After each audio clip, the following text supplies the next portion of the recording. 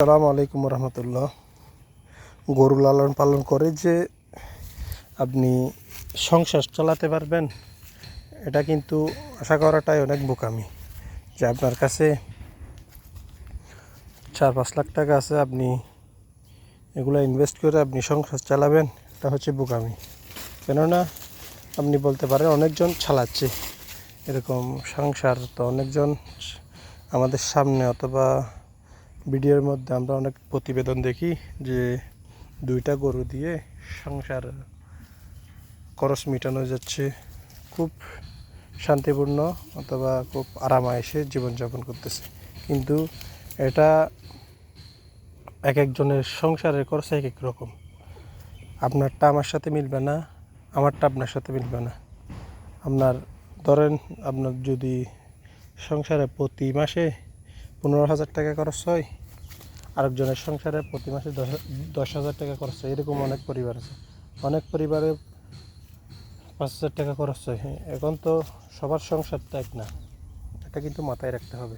কারণ প্রতিবেদন যেগুলো দেখতেছি, আমিও দেখতেছি, আপনিও দেখতেছেন, এটার পিছনে পড়ে, এটার লোভে পড়ে মানে বাড়িতে থাকবেন, 2টা গরু নিয়ে অনায়াসে জীবনযাপন পার করতে পারবেন, এটা কিন্তু রং ডিসিশন।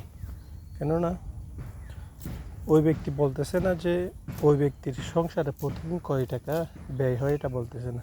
আপনার সংসারে প্রতিদিন হয়তো 2,000 টাকা ব্যয় হতে পারে, মাস শেষে আপনার 60,000 টাকা ব্যয়। কিন্তু আমার সংসারে তো আমার থেকে 100 টাকাই হয়ে যায় সাপোজ ধরে। কেননা আমার সংসারে বলতে আমি গরু লালন পালন করতেছি, এই গরু লালন পালন করে আমাকে 1 টাকাও সংসারে দিতে হচ্ছে না। কেননা আমি এই গরু কামার করতে গিয়ে আমাকে 1 টাকাও গড়ে দিতে হচ্ছে না, সংসারের বাবদ দিতে হচ্ছে না। আমার থেকে কেউ চাইতেছেও না আমার সংসারে খরচ করার জন্য।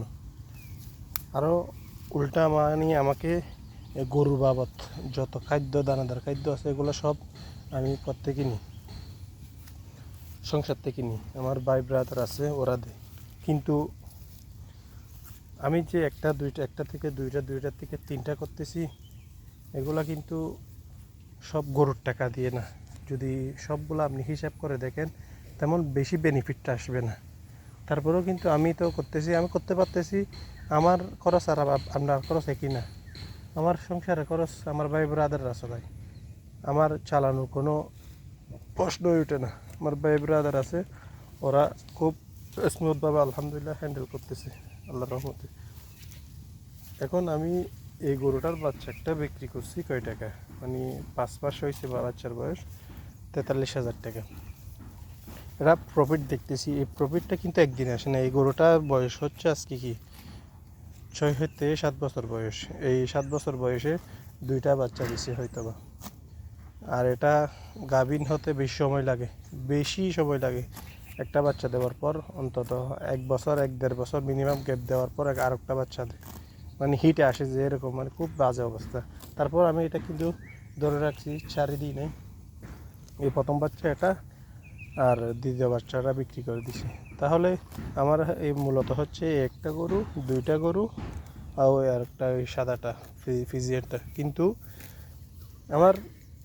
আমি এখন যদি আমার কেউ আমার কাছে আসে প্রতিবেদন চাই, আমি যদি প্রতিবেদন করি, কেউ কোনো একটা ইউটিউবার এসে যদি আমার কাছে, ভাই আপনি কীরকম করতেছেন, এটা করে কী সফল হতে পারছেন না, তো আমি তো অবশ্যই, মানুষ আমাকে দেখবে, আমি অবশ্যই বলে দেবে হ্যাঁ অবশ্যই আমি এখান থেকে একটা গরু থেকে, মূলত আমার গরু কিনেছিল এটা, আমার একটা গরু থেকে আজকে 2টা আছে, 2টার থেকে আরেকটা বিক্রি, 3টা আসছিল, 3টা থেকে একটা বিক্রি করে দিয়েছি। তো এগুলো তো আপনি প্রতিদিন কয় টাকা মোটা অ্যামাউন্টের কি কাজগুলো জানতেছেন, অথবা মোটা অ্যামাউন্ট যেটা পাচ্ছি সেটা আপনি দেখতেছেন। কিন্তু ওইটা তো দেখতেছেন না যে এর পিছনে প্রতিদিন কত টাকা ব্যয় হচ্ছে, কী ধরনের খরচ হচ্ছে। আমি প্রতি বছর এগুলোর জন্য আমাদের এদিকে চট্টগ্রামের মধ্যে ক্যার বলে, শুকনা ক্যার, অথবা এই ধান আছে না, ধান শেষ হওয়ার পর ধানগুলা নিয়ে ফেলার পর যেই নশাগুলা থাকে, যে কর বলেন আপনারা বাইরে, করগুলা থাকে, এই করগুলা আমি প্রতি বছর 20,000 টাকার কর কিনি। এগুলো লেবার বাদে শুধু কৃষক থেকে কিনি যে 20,000 টাকার কর কিনি এক বছরের জন্য, তারপরেও এগুলা শর্ট হয়ে যায়, মানে শর্ট পড়ে যায় এই ফেলে, মানে এক বছর রাখার আগে আগে 2-3 মাস আমার সার্ভাইভ করতে খুব কষ্ট হয়ে যায় গরুগুলোকে নিয়ে। তাহলে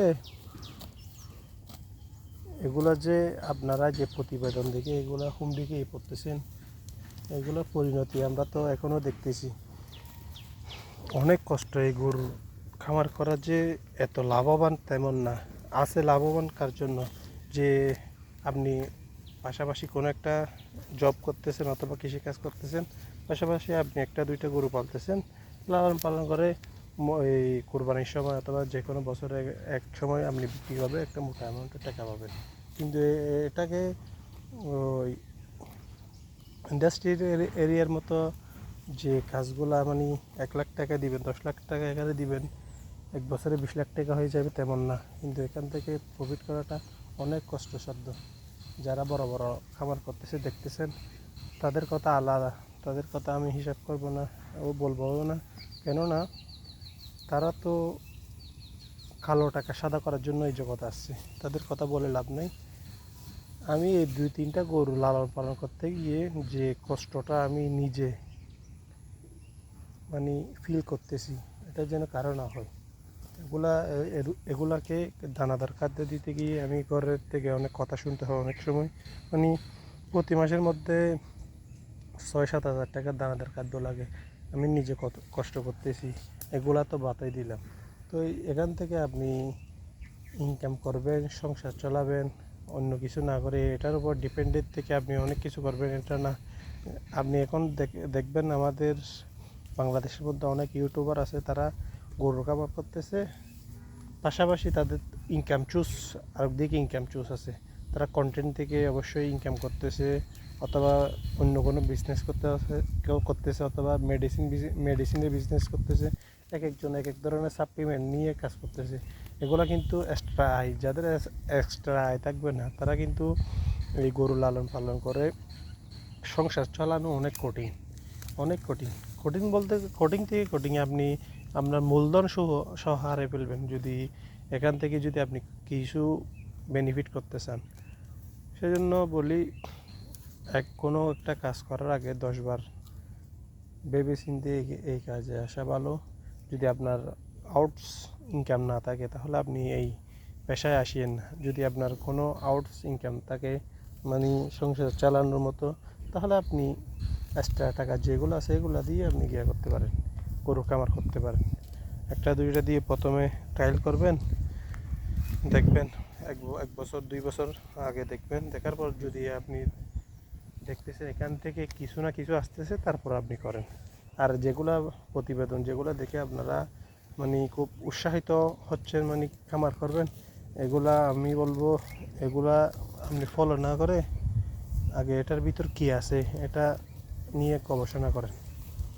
যারা রিয়েল লাইফে যারা ভালো মানুষ আছে তাদের কাছে জিজ্ঞেস করেন, তারপর আপনি বুঝতে পারবেন।